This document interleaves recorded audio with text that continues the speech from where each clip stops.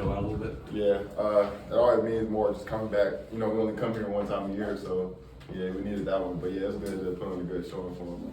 A lot of people assume that you guys are going to hit some kind of wall at the end of this crazy travel stretch and, you know, coming down after the cup. But how have you been able to kind of power through that and keep the intensity up? I mean, I think just coming out of Vegas, I think that gave us confidence. I don't think that kind of gave us any type of hiccups. You know, I mean, we lost the game that we wanted to win, but I mean, at the end of the day, it's basketball. So just coming in with the same mindset instead of the game.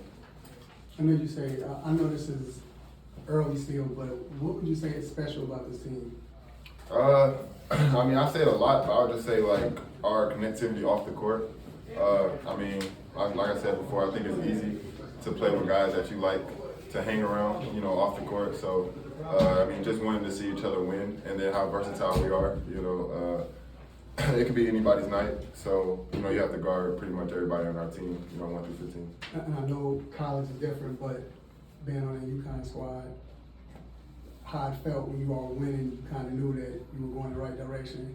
You kind of feel that same feeling with this team? Yeah, I mean, just the connectivity on the court, you can kind of feel it. And I feel like with this team, obviously on that UConn team, we didn't face too much adversity, but I think with this team, I think we've handled adversity well, so you know, that's always a good sign.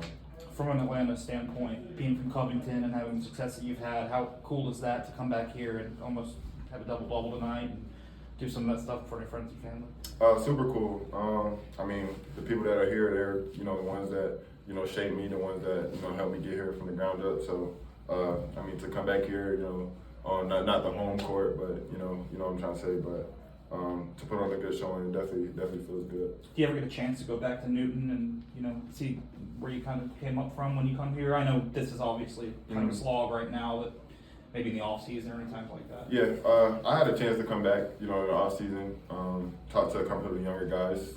Obviously, I ain't been out of high school too long, so some of my high school teammates were still there. So, you know, to be able to go back and, you know, kind of be a mentor for them is definitely a good feeling. What's that like in the Covington community? You know, I know there's a few guys that made it to the NBA out of Covington, but you know, not a lot. What's it like whenever you go back there and, you know, the way that they receive you?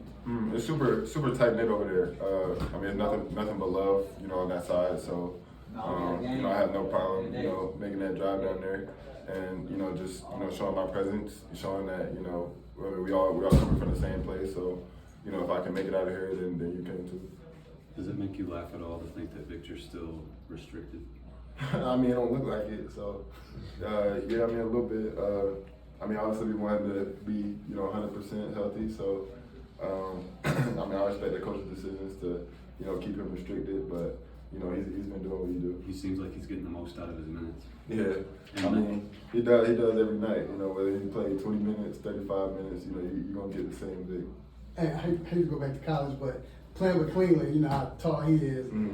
Were you prepared to play with somebody as Victor's height? You know, knowing how to move around him and use him, even though he's probably more agile than Cleveland. Yeah, I mean, playing with a lob threat, I mean, it makes the game a lot easier for you. I mean, just having a wide range where you can put the ball. But I would just say playing with Vic, you know, he plays all over the court, so it's not really hard to get adjusted to play with somebody like that. So Devin had that lob to Wemby tonight. You talk about having a wide range.